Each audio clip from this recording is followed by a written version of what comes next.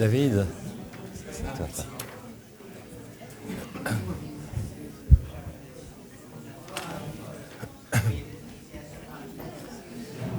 Nous allons reprendre, si vous voulez bien regagner vos chaises. Okay, so we're about to start again. If you please get back to your seats. Et nous allons ouvrir le... And we're going to open up the second part of this morning in order to talk about a very brave community. The community, the LGBT community or communities, it's a brave community because the collective and individual work of self-affirmation, of the work they're doing on their own identity, the idea of being recognized as a human being, has been a long fight, and I have tremendous respect for this community. And I think it's also a good example in the sense that we can find a lot of inspiration from the collective and individual work that has been carried out by the men and women who simply want to be themselves in a society where sometimes it's difficult for them to be recognized. And so I have a lot of admiration for that. So I'll leave the floor to Stu Fenton today. Stu is a very important character in the international LGBT community in terms of his personal engagement, in terms of his specialized activities as a psychologist. Stu is the clinical manager of one of the first treatment centers for addiction and trauma, dedicated specifically to young men from the gay community and trans community. And he's been working extremely hard to try and help and to try and reach, the possibility to reveal the humanity of those young men who really need help. Stu is here as a committed stakeholder, as an expert, and he has, of course, tremendous experience in this area. He's been kind enough to travel to Paris from Thailand, even though he is himself Australian. It's quite an interesting combination. So he came from very far away. I'd like to thank him for taking the trip. And at the end of Stu's presentation, we'll also have, amongst other, some representatives of the ED Association, Fred Bladou, who is here, and he's also one of the forces for change and progress in the LGBT community, and he's an expert on Chemsex, which we're going to talk about with Stu as well. I asked Fred to please deal with the Q&A to maybe challenge Stu regarding maybe the French situation, ask him questions about his take on it. And we made another decision. Raquel Lerner is stuck on the other side of the pond, and so we decided to.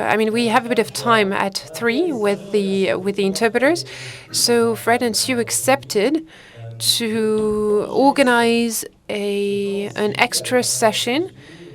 Of course, we'll have Stu's presentation, Fred's questions, and then later down the line, you'll have the opportunity to come back and interact with Fred and Stu and ask any questions that you may have, so that we may have a bit of a debate, a bit of a conversation this afternoon to try and go more in depth. It'll help Fred develop a little bit, tell us a little bit more about what's happening now with support communities within ED. And not just with regards to HIV and contamination, but also regarding a lot more, a lot more and different issues regarding the difficulties that the LGBT community may encounter. So he will tell us about France, in Paris, but also in other cities. So all that being said, Stu Fenton, please go ahead. You have the floor. Thank you so much.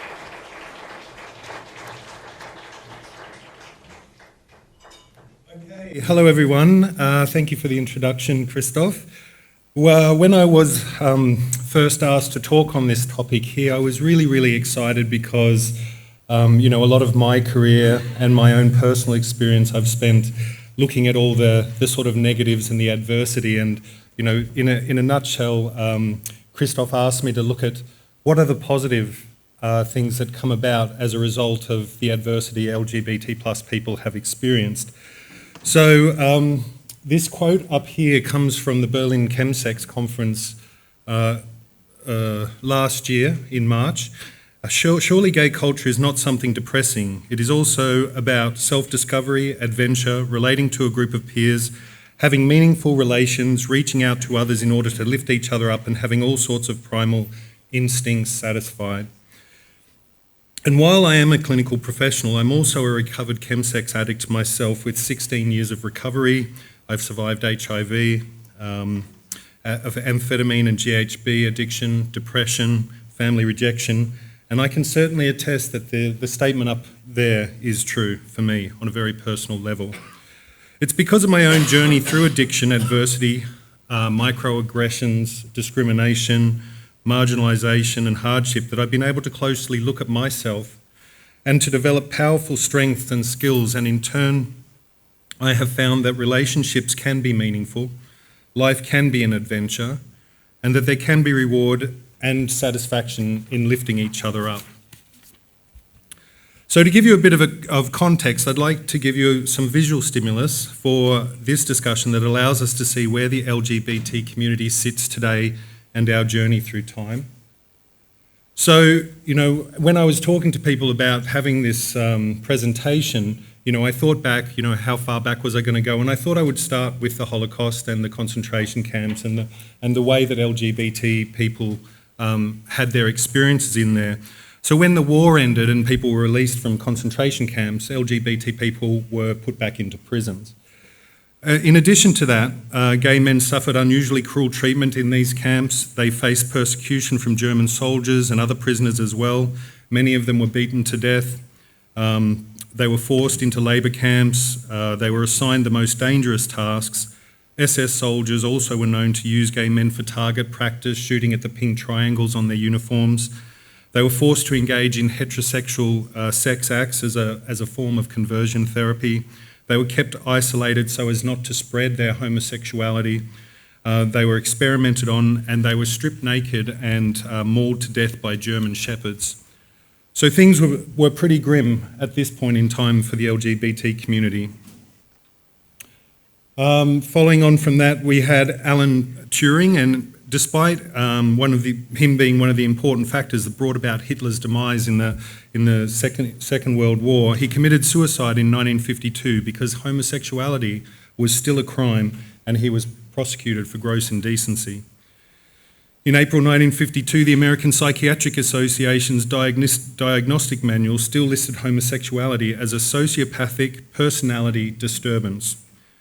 But in 1961, Illinois became the first state to decriminalise homosexuality by repealing their sodomy laws. In 1969, and I'll talk about this a little bit later, we had the beginning of the Stonewall riots, which led to the gay civil rights movement. And 1978, Harvey Milk was sworn in as San Francisco City Supervisor, and he was the first openly gay man to be elected in the political office in California. That year, Harvey Milk and George Moscone were both murdered by Dan White, and Milk became a symbol of pride and hope for the LGBT community. And not long after that was when the first rainbow flag was created. Along our history, we've also had two very inspiring performers at the Eurovision Song Contest. Dana International in 1998 was a transgender performer who won the competition, and more recently in 2014 we had Conchita Wurst. And when Conchita Wurst received her award at the very end, her words were, "We are unstoppable." And I think this gave a lot of hope and courage to the people watching. I know it did for me when I watched that.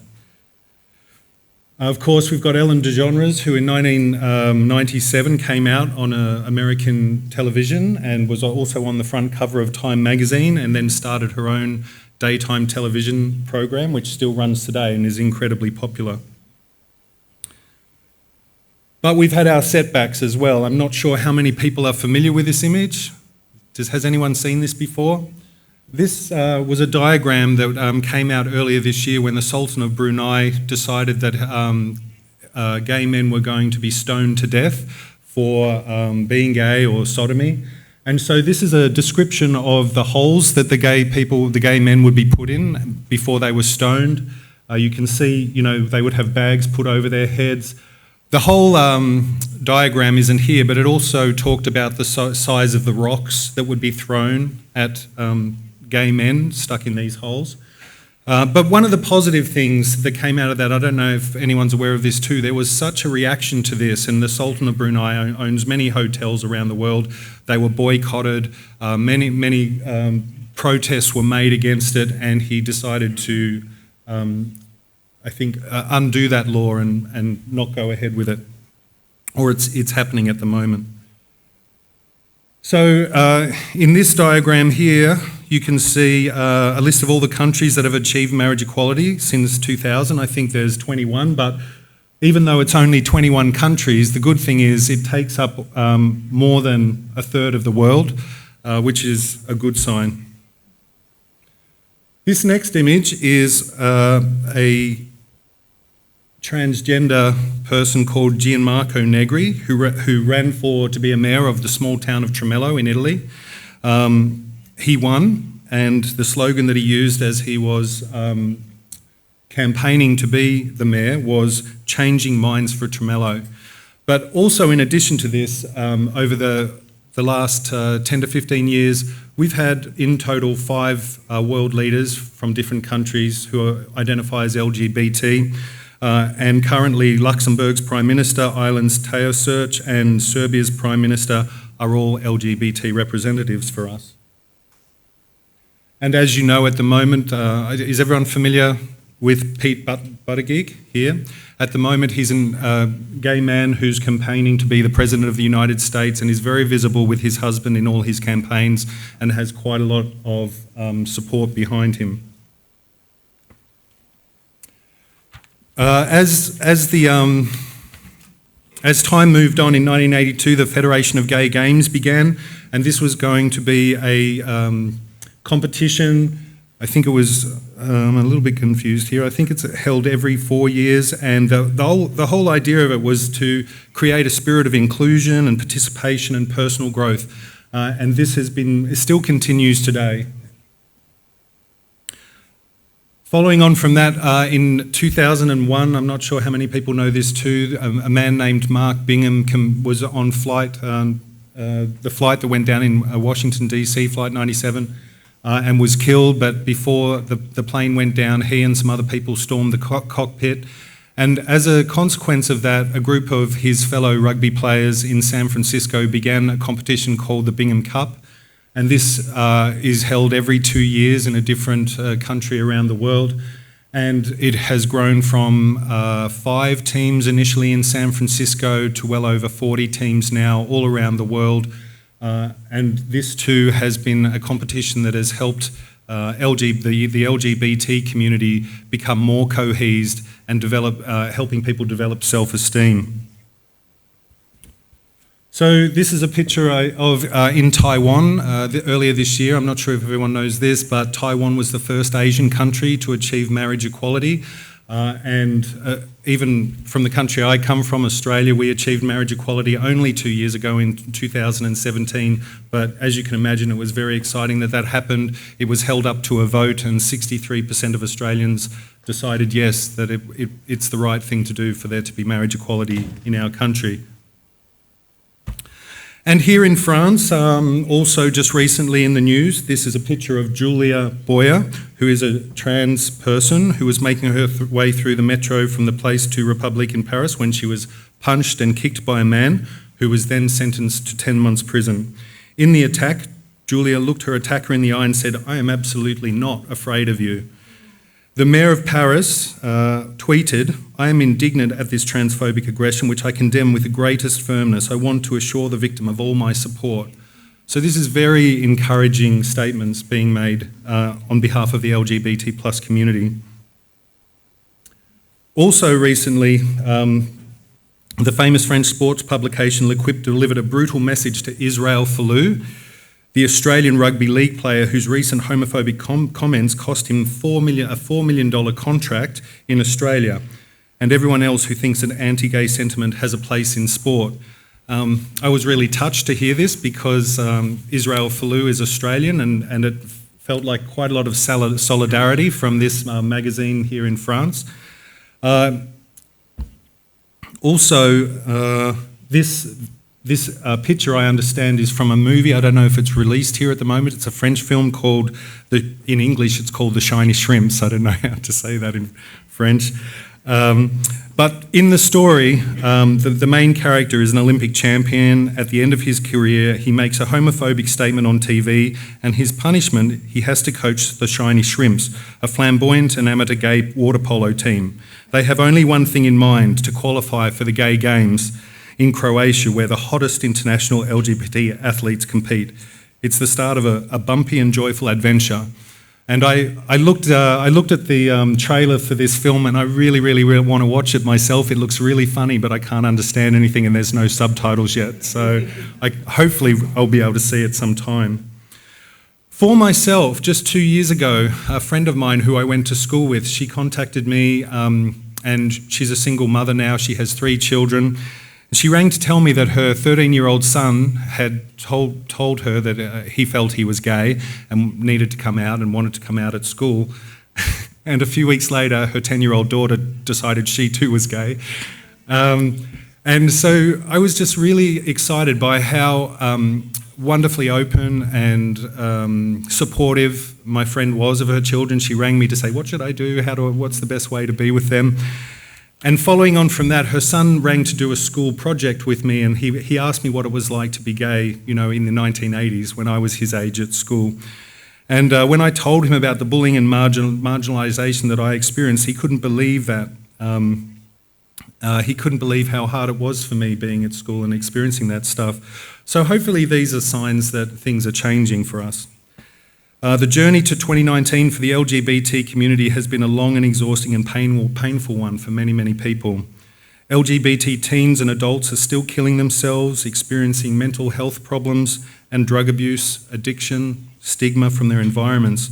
But I am also pleased to tell you that LGBT plus people are becoming more intelligent, more courageous, more empathic, more authentic, more self-aware, more resilient, more creative, and more powerful than ever before. As the program director for R12, which is an LGBT-specific rehab in Thailand, this year I've been fortunate enough to travel to the US, Europe and Australia to see other organisations that are serving the LGBT community with residential facilities. 40 years ago, not a single LGBT residential rehab existed in the world, and today there are at least 5 designated facilities.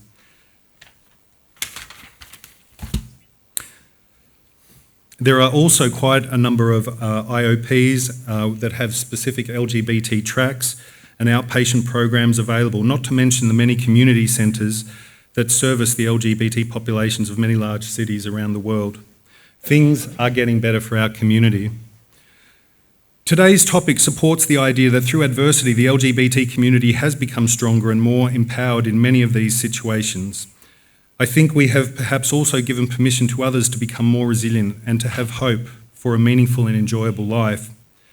As I began to research this topic, I found myself searching titles like LGBT strengths and LGBT resilience, and I realised that for many years through my work and study, more often I was looking for adversity and the negativity and the wounding that LGBT people have experienced, and that for the first time I was typing something positive about LGBT people, and I began to discover facts that I'd never seen before, and it was wonderful.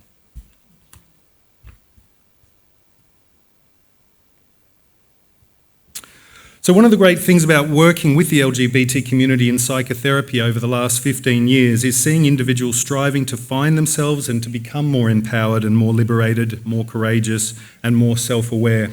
I think that many LGBT people see that we now have many rights, especially in Western countries, including marriage equality, and we see that HIV is getting under control and that we are safer in many ways than we've ever been before.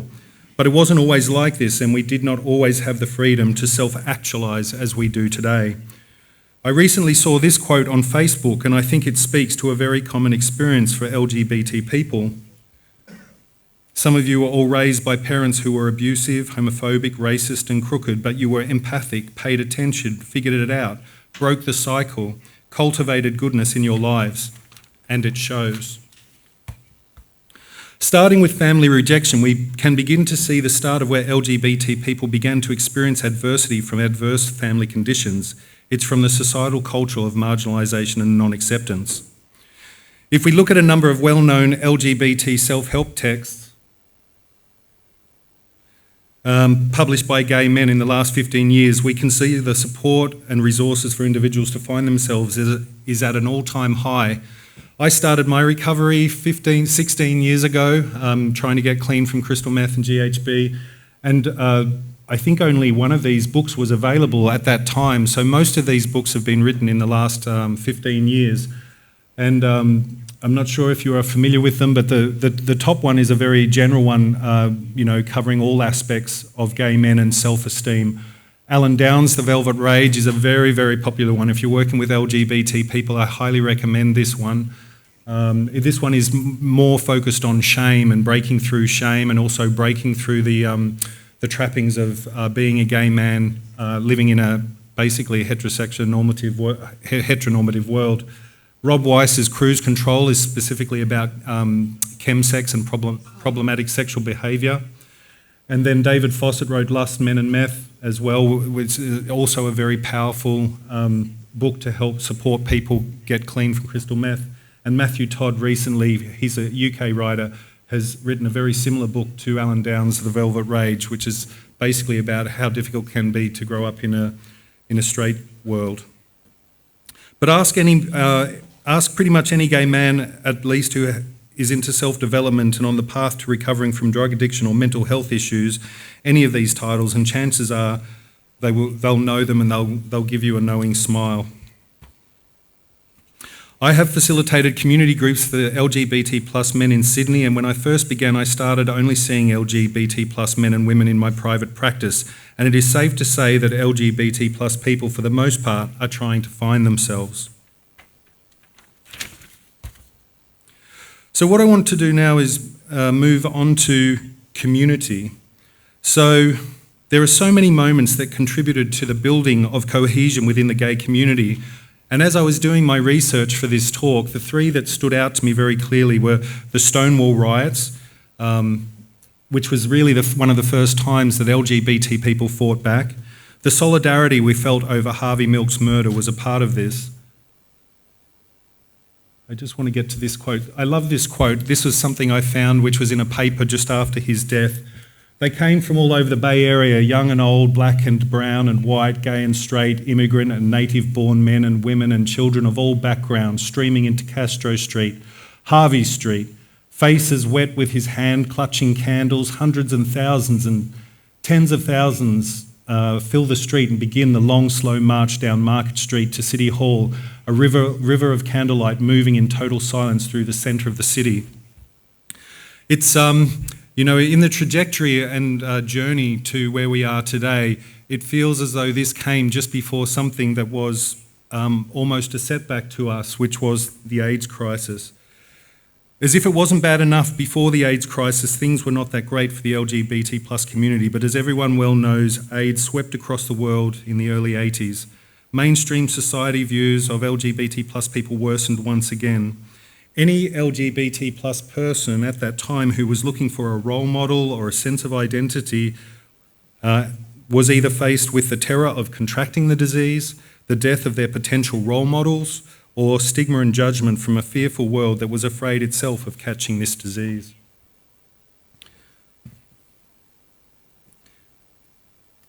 Okay, I think I've covered this.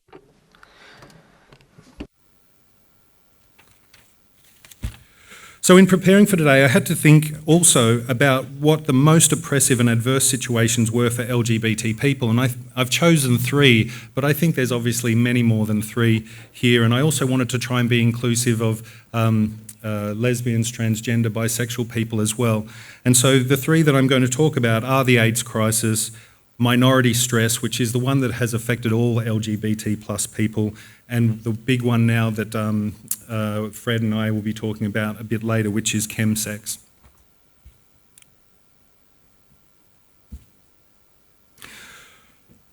So in the last 15 years of last century, AIDS killed in the USA alone more than 330,000 men and women. LGBT plus people were affected personally, socially, psychologically, physically, and the community was devastated. The LGBT community had to become resilient. Many participants acknowledged that working through the effects of pre-treatment HIV era was an ongoing process. Due to the lack of resources to address the specific need, gay men learned several important things. We learned to develop supportive networks, to work through the guilt and sorrow that was a result of surviving. We learned to create community events in order to share experiences and emotionally support one another around grief and loss. We learned to overcome social ignorance and aggression in regard to age, which we discovered was mostly based on heterosexism, sexism, and homophobia. We fought for access to decent, affordable healthcare and a host of other human services that had been continually denied to us. We faced stigma and a moralistic majority who believed that we deserved HIV and AIDS, and that in fact we may have even caused it by our own bad and immoral behaviour. We challenged our own internalised homophobia and oppression. We developed new ways of honouring queer lives and deaths. We re-examined the manner in which a holistic, authentic and inclusive community can be built. We learned so much about queer health, and we developed an infrastructure and delivery template for queer health and the importance of valuing healthy LGBT plus people and the difference as a community concern. The LGBT plus community forged a sense of community, emotional support and well-being that helped us all to resist and transcend discrimination. And in many ways we are fortunate, as it's a lot of this learning from the HIV era that we can now bring to face the Chemsex problem and apply a holistic, authentic and supportive template. And I'll talk a bit more about that when I get to the Chemsex section. Even after HIV was stabilised, gay men's health research shows us that LGBT plus people experience high risk factors that include the deleterious effects of discrimination across the lifespan, in particular homophobia and heteronormativity, have been identified as discriminative processes that collectively contribute to poor health outcomes among gay men. And so we have had to, since that time of AIDS, get good with healthcare for our people. There was no responsive push to develop treatment vaccines and support organisations until the virus reached heterosexual communities. And it was organisations like ACT UP, which started in New York in 1987, that made that happen. A multitude of grassroots movements that combated the complacency around HIV service development. These movements are an example of the resilience demonstrated and seemingly insurmountable challenges. Gay men not only fought discrimination but remained perseverant in striving for care, services and resources. Several participants described their involvement in HIV and AIDS grassroots initiatives as attempts to alleviate the sense of helplessness that permeated that time period. Some participants described how in moving to action, men effectively contributed to the healing process both personally and on a community level. The community came together in the face of the AIDS crisis and we made it up. In doing so, we had meaning, purpose and belonging. This created health which induced a sense of mobilisation. One of the greatest developments that arose from this area was the LGBT plus community health hubs, and some of you might be familiar with these, but some examples include the GMHC in New York City, the LGBT plus Centre of the Deserts in Palm Springs, the Los Angeles Gay and Lesbian Centre, the Also Foundation in Melbourne, the Positive Living Centre in Melbourne, ACON in Sydney, and also in country areas in Australia, Lismore, the Dean Street in London Sexual Health Clinic, SASH in London, London Friend and the Terence Higgins Trust.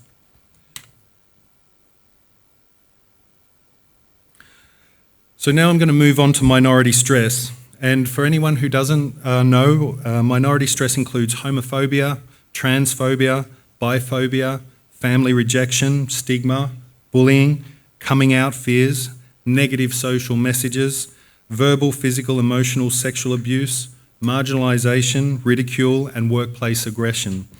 For gay men and lesbians, the minority stress model conceptualises the impact of stigmatisation on their experiences of stress, In this model, negative psychological symptoms increase as a result of experience of discrimination, the anticipation of rejection, hiding or concealing our sexual minority identity, and the internalisation of negative social views of gay men and lesbians.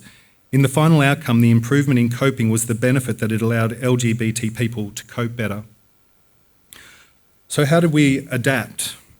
One recent study showed from 40 same-sex couples found that couples used 4 general types of coping strategies in response to minority stress. These coping efforts included both positive and negative strategies. For example, some couples in the study ignored or compartmentalised their lives to avoid dealing directly with the stress of negative rejection experiences. On the other hand, some couples engaged in positive reframing that identified prejudice as an external source of stress and reaffirmed that the relationship as positive and empowering. Some made meaning of their negative experiences, and this is another strategy for coping that was discovered, how caregiving partners of men with AIDS created positive meaning from the events associated with the progression of the disease and the death of their partners. These positive meanings were associated with reduced depressive symptoms in their caregivers. Empathy. In 2008, 550 gay men and lesbians described the process of coming out and how it involves a tremendous amount of insight and reflection. And in this study, it was shown that this in itself could create an improved ability to empathise with others. And as I was talking about the process of coming out, which is very particular to LGBT people, a friend of mine said something to me which I never thought of before, which is so true, is that we don't just come out once. We come out every day, in certain situations. If we go to a cafe and, we want to share something funny from our lives, we have to scan the environment and become aware, is it safe to tell this person? And so if I do decide to, I'm coming out again in that situation. And so it's not just that we go through the coming out experience once, it happens almost every day for any LGBT person. Resilience is another skill we develop. This is the ability to withstand or overcome significant stress or adversity. And the examination of resilience in this study looked at how LGBT people cope with LGBT plus legislation. And, as you can imagine, with all the moves towards marriage equality recently, this has had a great effect. And a lot of studies were done in Australia in the lead up to the marriage equality vote in 2017, which found that there was a massive impact from the discussions in the media and what it had, especially on LGBT plus youth. Glenda Russell and John Richards found that when LGBT plus individuals were actively involved as change agents, they are better insulated against the damage brought by anti-LGBT politics, and they would become developed an enhanced ability to cope and rebuild resilience for the future. The same study also found that 75% of LGBT plus individuals demonstrated at least one of 5 resilience factors that help them in coping with adversity, including social support, connection with the community, emotional coping, self-acceptance, and positive reframing. Courage also was another skill that was discovered that also shows that LGBT plus people are essentially required to cope with new constant minority stress and therefore bravery as a result. It's not hard to understand that in a culture with threats of physical violence, job discrimination, social exclusion, and where political equality are condoned by governments, the LGBT plus community encounter near constant risks that their heterosexual counterparts don't have to face. The LGBT plus phenomena of coming out and confronting heteronormativity on a daily basis requires navigation and bravery skills. And creativity is how queer people choose to craft their own stories. Psychologist Laura Brown describes the process of lesbian and gay identity development as something we just had to invent for ourselves by actively deconstructing and recreating a vision of human behaviour. Because we did not have established narratives against which to use traditional social templates, families of choice, safe places and social groups that share similar identity traits had to be forged, and creativity is largely seen as an LGBT plus strength. Social intelligence. A similar study in 2011 found that trans men and women had high levels of social intelligence based on insights into what it means to experience life beyond a general gender binary.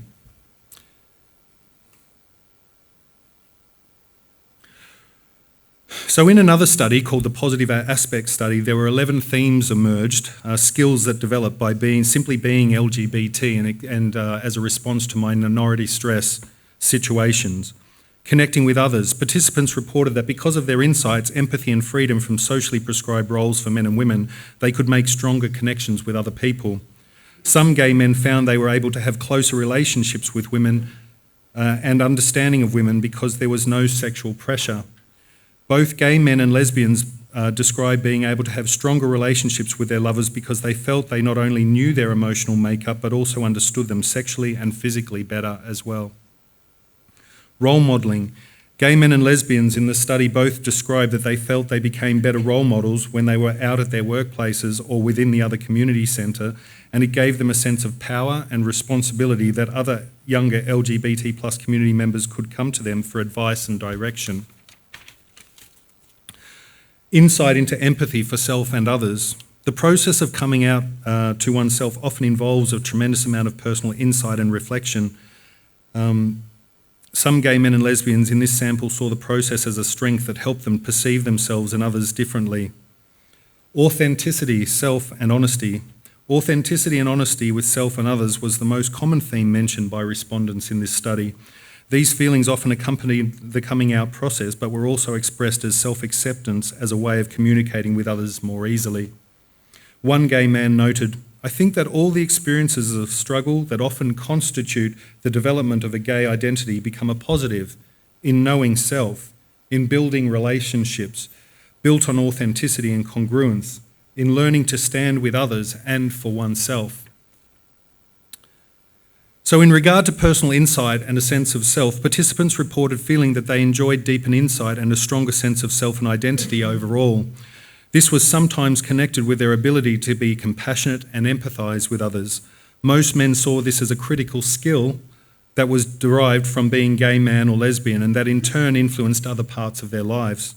For example, one gay male participant explained, "Because homosexuality is often taboo, it has made me examine other social and legal issues and decide for myself whether they are good or bad, whether the topic is marijuana or Christianity. Being gay has given me a critical eye and a sharp sense of irony in the double standards of society." Another gay man wrote, "The impact of deepening my own insight and positive development as a whole person, richer, deeper meaning of the real masculine." One lesbian wrote, "Another aspect is that being gay encourages one to really search within oneself for self-understanding and acceptance. Since society is largely not very supportive of gay rights, a gay person needs to find inner sources of strength and confidence." Increased empathy and compassion for others. Lesbians and gay men in the sample reported feeling that they had increased sense of empathy and compassion for others who are also oppressed. This was the most common theme mentioned by gay men especially. One gay man stated, "I enjoy being a member of the gay community because it teaches me a lot about acceptance, openness, diversity and sincerity. If I had turned out to be straight, although I would like to think that I would be as accepting of others as I am now." Although this was a common theme for Caucasian and white gay men, it was also mentioned by gay men of colour. A Latino gay man reported, "If I were not gay, I don't think I would understand and or appreciate differences between people, sex, gender, ethnic, race, cultural, as well as I do now." Lesbian respondents made similar observations. One lesbian participant reported, "I am less judgmental because I know how easily others can judge me. Being other has made me more sensitive to other minorities and more conscious of the work of acceptance that needs to be done in the world." Other themes was social justice and activism. Relevant to their increased empathy and compassion for other minorities, some participants expressed their desires to promote social justice and to be active in the struggle for gay and lesbian rights, as well as broader social issues. Some respondents expressed that the personal is political and perceived themselves as activists simply by virtue of living out their lives. One lesbian explained, "I like belonging to an alternative group of the population and feeling like I'm a part of a political and cultural movement that is very important in our world today. I like the fight for human rights and continuing work toward equality. Being a lesbian is making the personal political, being politically active just by being out."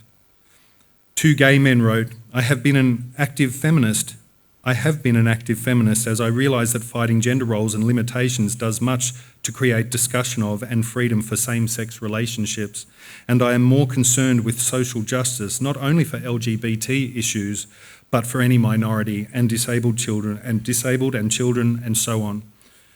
Freedom from societal definitions.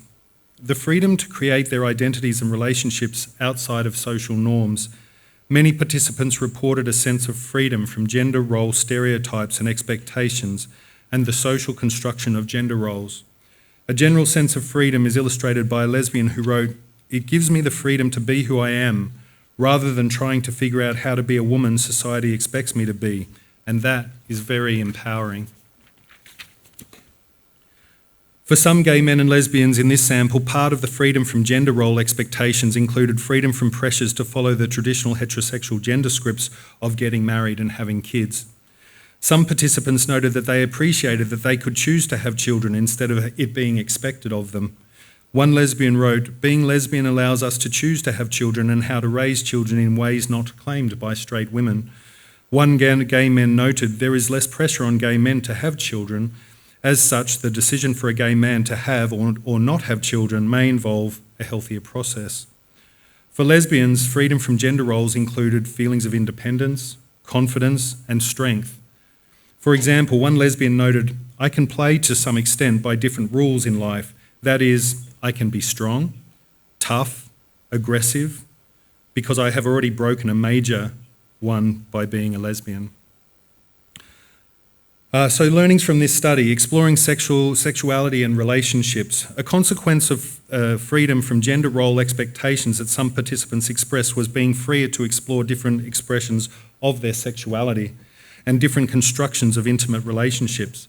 One gay man wrote, "Our relationship was unconventional to start with, which has given us the opportunity to work on it with a lot of freedom, including more sexual freedom." And more egalitarian relationships is another theme that is mentioned here. It was specifically noted by lesbian participants, but not mentioned by many male participants. For some reason, lesbian participants, the freedom from gender-based stereotypes extends to a more specific freedom from patriarchal power relationships and the creation of an egalitarian relationship with a partner. For some women, it also included feeling safer in the same-sex relationship.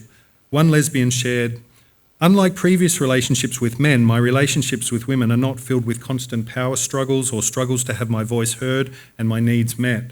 My girlfriends and partners understand what it means to be scared to walk alone at night, understand fears of rape and frustrations of inequality."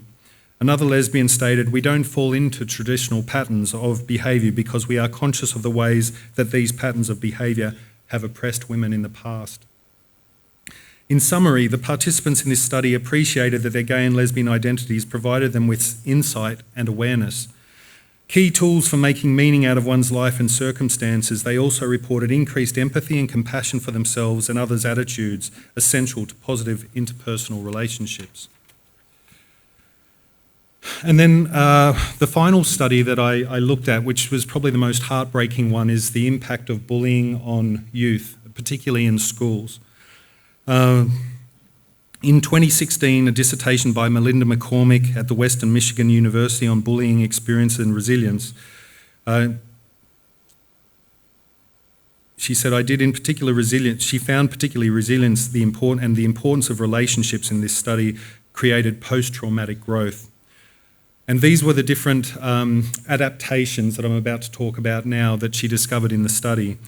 So she found that LGBT youth got good at seeking support. They learned better skills to seek support, whether that was from a pet or from a family member or through the internet or from LGBT resources, grandparents, family therapists, or just in nature. She found that they got good at seeking safety. They knew where the safe places were in the school, or that they learned how to be ghosts and avoid being bullied. They developed the skill of situation modification. The category includes how students learn to avoid topics of discussion of sexual orientation and being able to maintain a low profile. Flamboyance as a hidden resilience strategy. This was employed by some queer youth, and it was a way of broadcasting one's own sense of worth and self-acceptance despite the messages received from others. What she discovered was that for many LGBT males that were flamboyant, their statement was, "I know and accept who I am, and if you have a problem with it, that's your problem, not mine." With this, they no longer feel powerless or victimised because they accept themselves and embrace the things they're being ridiculed for and marginalised for, and it allows them to maintain their self-integrity.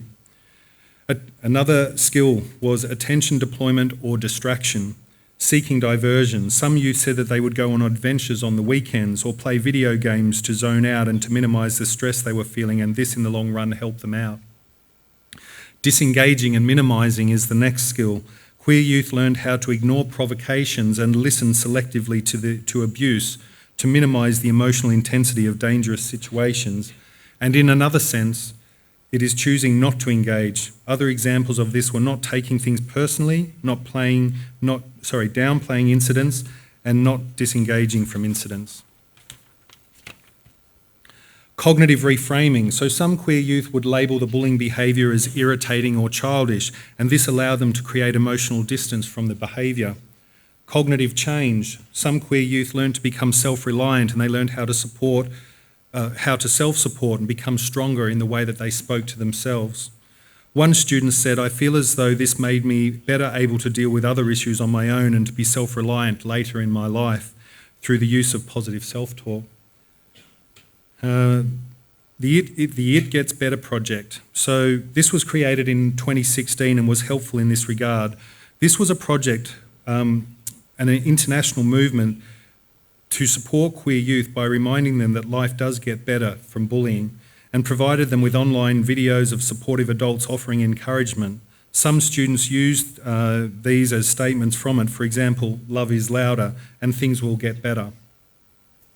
McCormick noted that there were also negative coping strategies as a result of bullying, which included suppression of emotion, substance use, cutting and suicidal thoughts and attempts, which simply goes to show the level of impact that bullying experience were having on the participants. McCormick states that one of the surprising findings of this work was that many participants identify that they have actually grown in various ways because of the bullying. The development of insight and empowerment. These examples come from the concept of post-traumatic growth. It is defined as a cognitive process people engage in following highly stressful life events. The results in growth and creates an increased appreciation for life in general, more meaningful interpersonal relationships, and an increased sense of personal strength, change priorities, and a richer existential spiritual life. Compassion. What they've been through, some of the students interviewed described having a deeper understanding of empathy and compassion for other people, and especially for bullies. Generativity, which is wanting to help others and develop when as adults, has a strong concern for and commitment to promoting the well-being of youth in the next generation. It's where someone learns how to develop a positive meaning from a difficult life situation. Self-awareness and awareness of our inner strengths. Describing having a fight... Some of the youth described developing a feistiness as a result of their experiences. Others described a deeper strength of belief in themselves and that they have developed more self-love and self-respect from what they have been through. In all these cases, students having affirming and nurturing support from families, friends, pets and teachers was vital to their survival. Spiritual growth was the final skill that many of these students learned. Several of the students described the bullying experience to help them develop a stronger sense of self and their spirituality. So McCormick's overview or summary was that the level of maturity and self-development that seems unique for their age, especially in the areas of openness, self-acceptance and self-actualization, and possibly changes in autonomy and being more independent.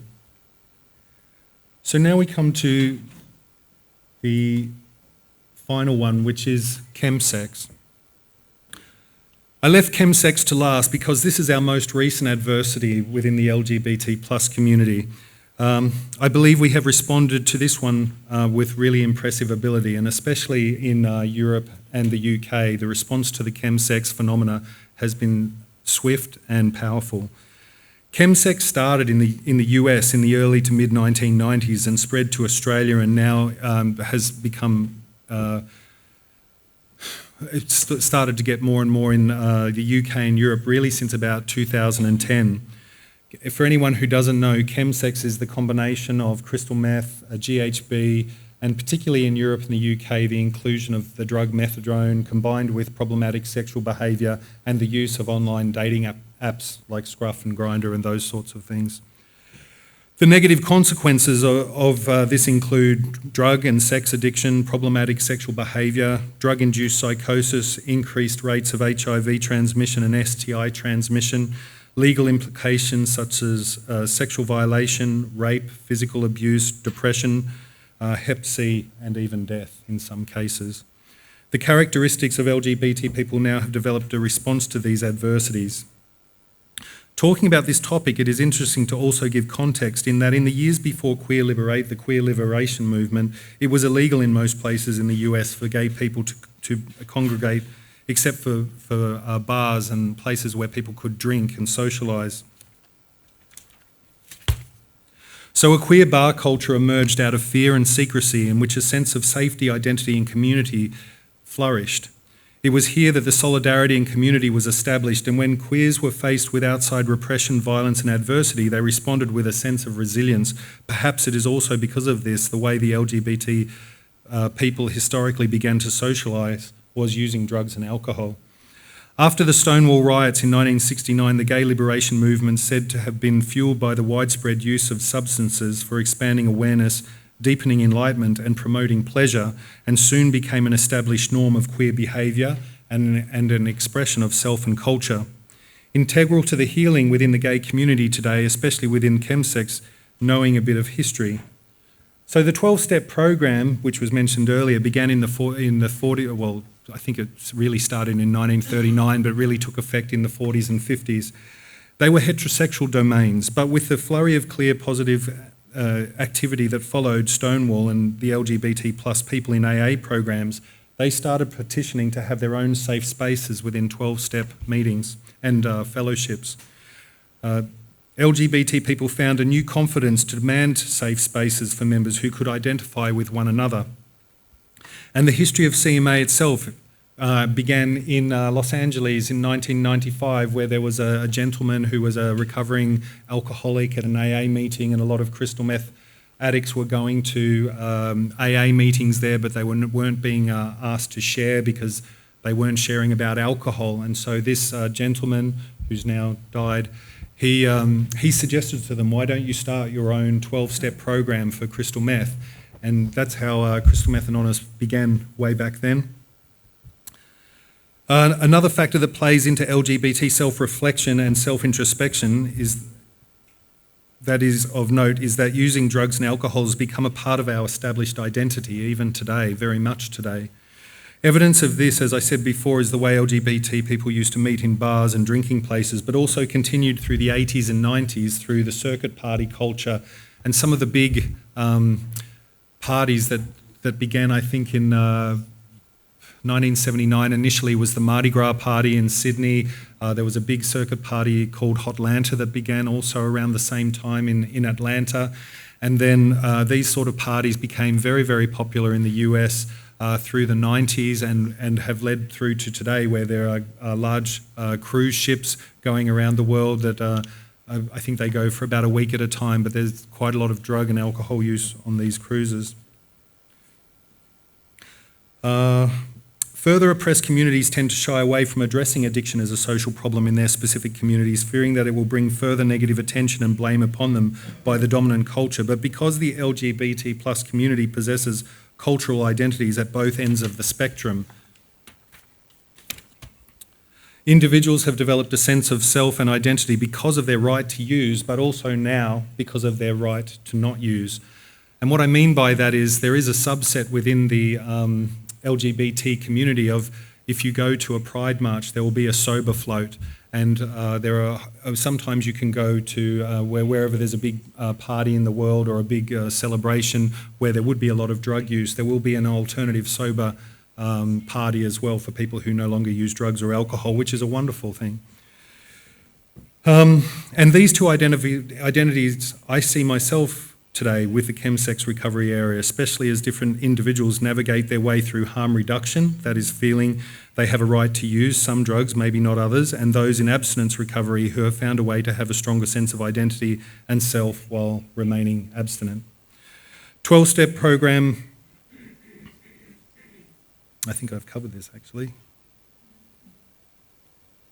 Going back to what we had already learned from the HIV experience was that negative responses such as moralising, stigma and blaming the people engaging in Chemsex who were suffering and pain was not only unhelpful but actually undermined our ability to focus on the root cause of why people descended into problematic sexual behaviour and drug behaviour.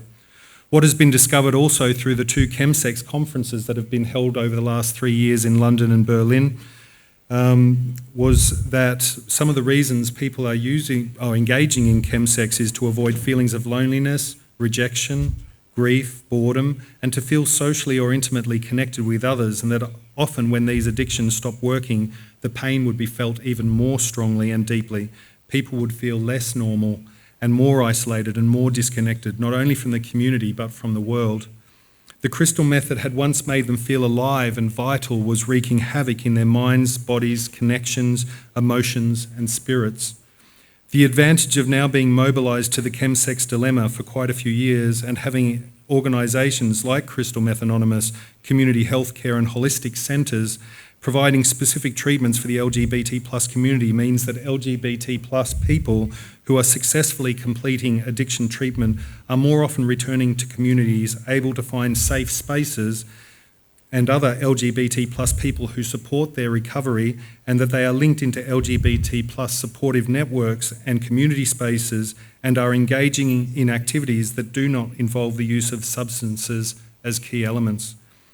Cultural competence within many of these organisations is key, and in turn means that LGBT clients are having access to LGBT plus professionals who themselves have had a lived experience of being LGBT plus or have been an addict themselves or have had a mental health problem themselves, and are then finding not only identification but incredible amounts of understanding, empathy and support. So the first wave of response to the Chemsex dilemma I really feel began in Los Angeles, as I said, over 20 years ago. However, more recently, the development of the European Chemsex Forum, which, as you may know, is going to be held here in Paris later this year in November, has accelerated our understanding of the Chemsex problem and allowed us to mobilise into action an understanding of what the full entirety of the dilemma. The main focus becomes about responding to loneliness, boredom, social media, problematic behaviour and other issues that contribute to problematic Chemsex. In Berlin last year, 243 people attended from many, many different countries, and the conference took place over 3 days, including panels, debates, small group workshops and networking. Out of the adversity with Chemsex and over these 3 days, what began and what continues is an ongoing conversation that we are learning how to heal not only the behaviour of Chemsex, but more importantly, the underlying contributors to it.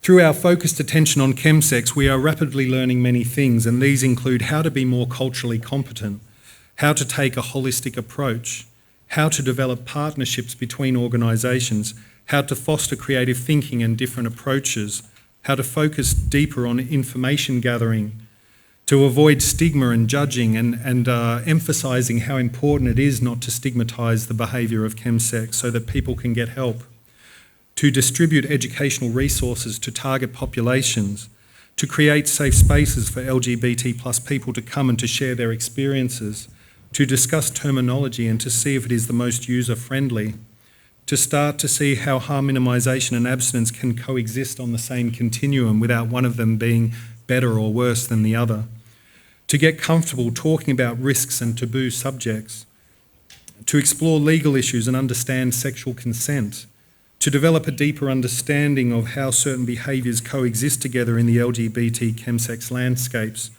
to develop approaches to working with shame and guilt reduction, changing the culture that already exists, to support the idea that gay sex and cultural norms should be celebrated and not stigmatised, to rebuild a sense of community building on what we have learned from the AIDS crisis, 40 other language documents to support countries that are not in English, identify strategies to facilitate social participation, community involvement in safe places and mobilisation. And a great example of this is Le Spot here in Paris. So I first heard about Le Spot at the Berlin Chemsex conference last year, and what I understand is Le Spot is just one example of how the phenomena of chemsex has led to LGBT people fine-tuning their ability to work with the adverse situations. Stéphane Verns from AIDS France introduced Le Spot, a community-based sexual health centre located in the heart of Paris that supports MSMs, trans people and sex workers. Launched in June 2016 along with Le Spot Marseille in association with 11 AIDS centres and other community-based centres. Le Spot offers HIV rapid testing, PrEP and chemsex support. In 2016, the centre launched Chill Out Chemsex, a weekly event providing peer-to-peer support where MSM using chemsex for sex can share their experiences, get support and develop their own social network with others. Attendees set the group rules for the evening. This collaborative rule setting is key to the success of the evenings as they allow the participants to feel comfortable and able to talk confidentially. The group explores themes chosen by themselves, which can include drug testing on the spot, harm reduction, sexuality, pleasure, self-esteem, addiction, cravings, consequences of chemsex. So to be around this movement, the chemsex recovery movement at this point of time is really exciting for me because it does feel as though we are a community that is self-aware and that we are mobilised. We are doing what soul-searching individuals do in their private therapy. We are saying there is something I am struggling with here and I'm going to take a risk and I'm going to tell you what it is in the hope that with our shared experience, I can be guided towards a better place.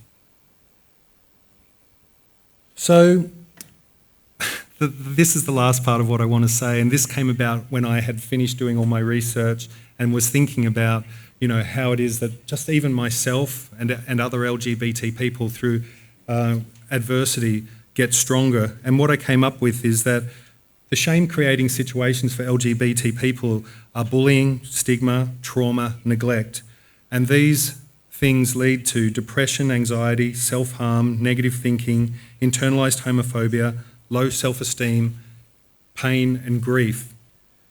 And then we have dysfunctional coping strategies, the ways we act out, chemsex, body image, gym addiction, eating disorders, other addictions including sex, drugs and processes, and negative thinking patterns. And then functional healing is brought about by connection, support, empathy, love and care, challenge, new healthy thinking patterns, new strategies learned and integrated, person resource with distress tolerance, shame reduction and self-esteem building. Hopefully this then brings us to maintenance when a person is stable, which includes therapeutic groups, ongoing psychotherapy, internalising coping strategies, interdependence with our peers, a stronger sense of community, 12 steps and other support groups, hobbies and self-care. So in summary, perhaps we can't say for sure whether the LGBT plus community are a minority leading the majority in terms of becoming more skilled at self-introspection and self-awareness and developing the skills we need to function as better, more empathic or courageous or more empowered human beings. However, what studies have shown us and what is evident in the world evolves is that LGBT plus people have experienced many very difficult and unique struggles, and in many cases have developed certain abilities and skills that certainly our heterosexual counterparts could not have learned to do because of our unique experiences with oppression, stigma, and adversity. Thank you.